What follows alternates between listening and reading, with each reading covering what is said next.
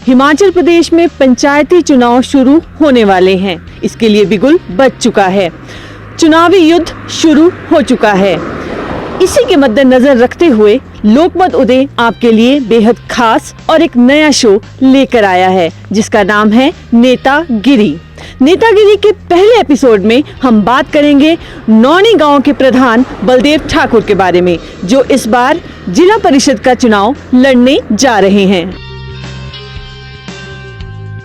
तरफ हिमाचल में सर्दियों की वजह से पारा लगातार लुढ़कता जा रहा है, वहीं दूसरी तरफ सियासी माहौल में काफी गर्माहट आ गई है, क्योंकि इलेक्शन सिर पे है और जो कैंडिडेट हैं वो लगातार जो पार्टीज हैं उनमें काफी गर्माहट आ गई है। तो आइए जानते हैं नौनी जो गांव है, नौनी मजगांव, वहां के जो कैंडिडेट हैं उनका क्या कहना है और वो इस बार जो है कौन सी इलेक्शन में जो है वो जिला परिषद का इलेक्शन लड़ेंगे, तो क्या उनकी रणनीति रहेगी।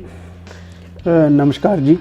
इस बारी जो हमारी नौनी मजगांव पंचायत है वो एससी के लिए रिजर्व है। इसके अलावा जो सोलन जिला परिषद सलोगड़ा वार्ड 6 है वो ओपन है। तो जहाँ तक मेरे आसपास की इन पंचायतों में लोगों का रुझान है और लोगों का मुझे सुझाव है, उनका मुझसे यही है कि मैं जिला परिषद सदस्य के लिए लड़ूं, क्योंकि 2000 से 2005 तक मैं जिला परिषद सदस्य पूर्व में यहाँ रहा भी हूँ।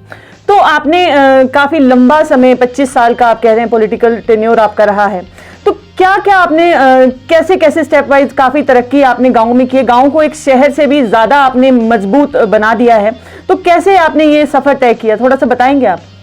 ऐसा है कि जब हम अपना पंचायती राज सिस्टम देखते हैं तो उसमें महात्मा गांधी जी का सपना था कि हम पंचायती राज जो लोगों का राज है उसे सशक्त करें।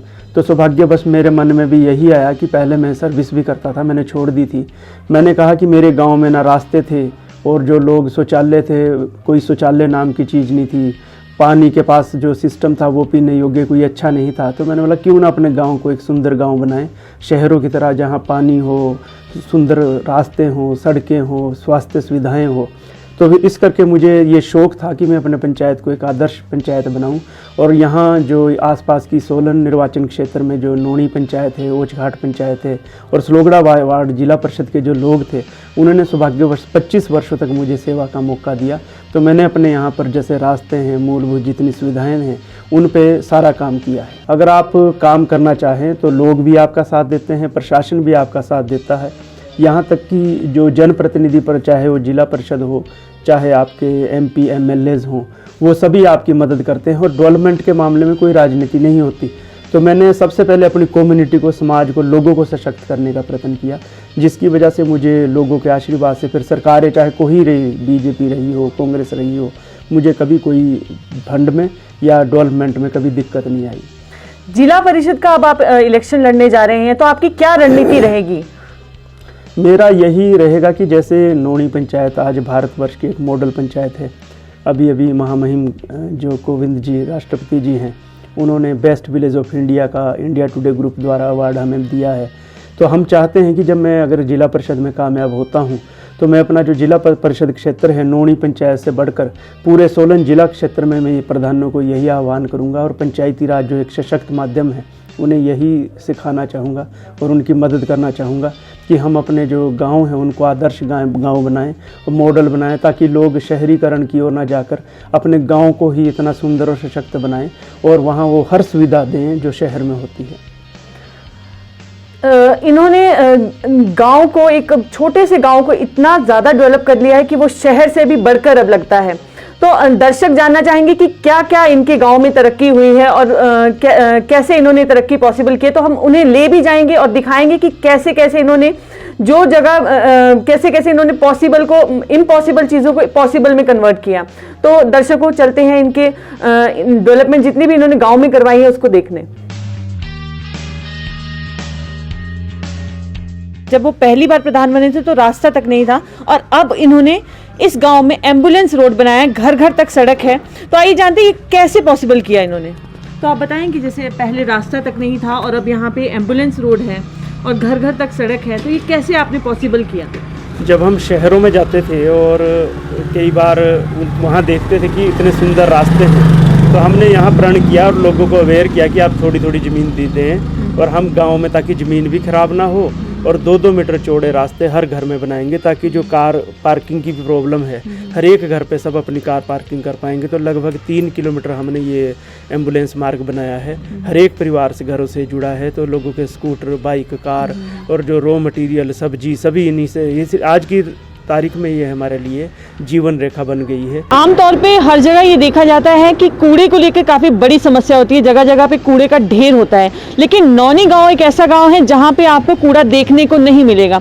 इसके पीछे क्या वजह है और इन्होंने कैसे ये सब मैनेज किया है, आइए जानते हैं यहाँ के प्रधान से। ये कैसे आपने मैनेज किया सारा कुछ, और आपकी जो पंचायत है वो इतनी सुंदर है, कहीं पे भी कूड़ा नहीं दिखता है, तो कैसे आपने ये सब कुछ मैनेज किया है? इसके लिए हमने ग्राम सभा में ही प्रस्ताव पारित किया है, और जो हमारी कम्युनिटी है, लोग हैं, परिवार हैं और जो उनके किराएदार हैं, उनको पहले ही किराए पे रखने से पहले अवगत करा दिया जाता है कि ये रोज़ सुबह शाम ई रिक्शा चलेगी, ई रिक्शा में आप कूड़ा डालेंगे और इसके बाद इसको जहाँ इसका निपटान जगह है वहाँ ले जाकर जो इसमें से सेग्रीगेट करके जो बेचने लायक चीज़ें हैं वो बेच दी जाती है, और जो खाद बनाने लायक लिए उसके लिए हमारे पास मशीन है, उसमें गिल्ले की खाद बन जाती है। तो कुल मिला कूड़ा जब आप कलेक्ट करते हैं और उसका आपने उपयोग खाद बनाई है उससे, तो कैसे ये सब आपने पॉसिबल किया है? कितने की वो मशीन आई है जिससे खाद बनती है?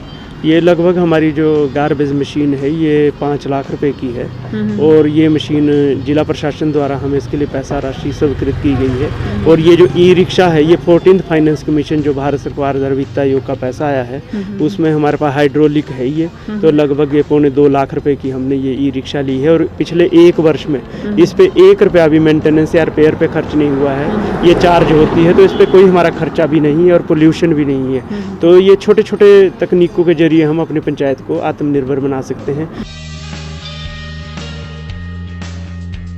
आमतौर पे हमेशा पार्किंग की जो समस्या है वो हमेशा रहती है, बड़ी बड़ी सिटीज़ में भी अगर आप जाओ तो भी पार्किंग की समस्या रहती है।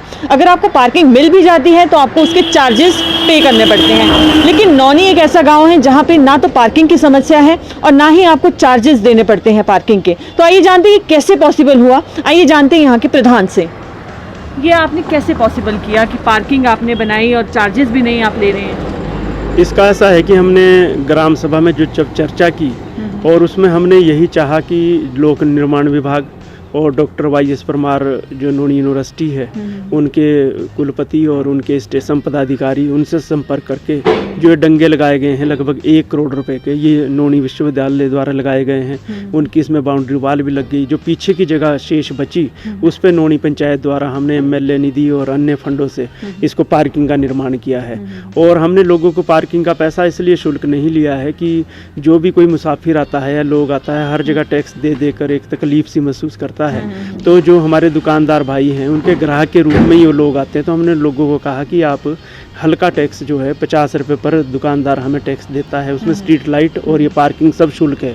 तो वो जो दुकानदार लोग हैं उनसे भी हमने आग्रह किया, उन्होंने ही कहा कि किसी से पार्किंग शुल्क ना लिया जाए, तो पंचायत नहीं लेती। नौनी पंचायत जो है आत्मनिर्भर भी बन चुकी है, इनकी पंचायत की एक अपनी इनकम है। तो आइए जानते हैं यहाँ के प्रधान ने ये कैसे पॉसिबल हुआ कि पंचायत की जो अपनी अच्छी इनकम हो जाए, तो कैसे इन्होंने ये सब पॉसिबल किया? आपने क्या किया कि जो पंचायत की अपनी इनकम भी हो जाए? यहाँ पर ये जो पंचायत कॉम्प्लेक्स है ये हमारा मार्केट कॉम्प्लेक्स है। यहाँ पर हमारा ये नौनी पंचायत का अपना मार्केट कॉम्प्लेक्स है। इस मार्केट कॉम्प्लेक्स में हमारे पास 8 दुकानें हैं जिसका साल का हमें 1.5 लाख रुपया भी किराया आता है। 2 इसमें बड़े भंडारण है, मतलब कम्युनिटी हॉल है, एक ग्राम सभा भवन है, एक शादी ब्याह के लिए फंक्शन के लिए है। इससे भी हमें पंचायत की आय होती है। और बहुत जल्द जिस मंजिल पे हम खड़े हैं यहाँ पर अभी 7 दुकानें बनेगी, लगभग 25,000 रुपया महीना हमारी उससे और आय हो जाएगी। लगभग पंचायत की सालाना आय हमारी 5 लाख रुपए हो जाएगी। और इसके आसपास जो हमारे पास जगह है वहाँ पर हमने पार्कों का भी निर्माण किया है। जैसे नौनी आमतौर पे पार्क जो है हम शहरों में ही देखते हैं, लेकिन गांव में भी आपने पार्क बनाया है, तो ये कैसे आपके दिमाग में आया कि नहीं गांव में भी एक पार्क होना चाहिए? क्योंकि जैसे यहाँ शहरीकरण हो रहा है, लोग बच्चों को घुमाने के लिए ले जाते हैं, तो जो यहाँ पर बेकार पड़ी जगह थी जिसमें लोग कूड़ा कचरा फेंकते थे उसको हमने पार्क का निर्माण किया है। तो यहाँ हमने 50 पौधे बोतल ब्रश के लगाए हैं और ये पार्क का निर्माण किया है। और साथ ही इसके साथ 2 और पार्कों का निर्माण भी लगातार चला है। अब जैसे आप जिला परिषद का इलेक्शन लड़ोगे तो आपकी क्या रणनीति रहेगी, क्योंकि आसपास के मतलब आपके 14 पंचायतें उसके अंडर आएगी, तो क्या सोच के आप निकलेंगे कि नहीं अब मुझे भी ऐसा ही गांव बनाना है जैसे आपने नौनी में किया वैसा ही आप वो उन सारे गांव को भी वैसा ही बनाओगे? मैं चाहता हूं कि नौनी हिमाचल प्रदेश का एक मॉडल पंचायत है।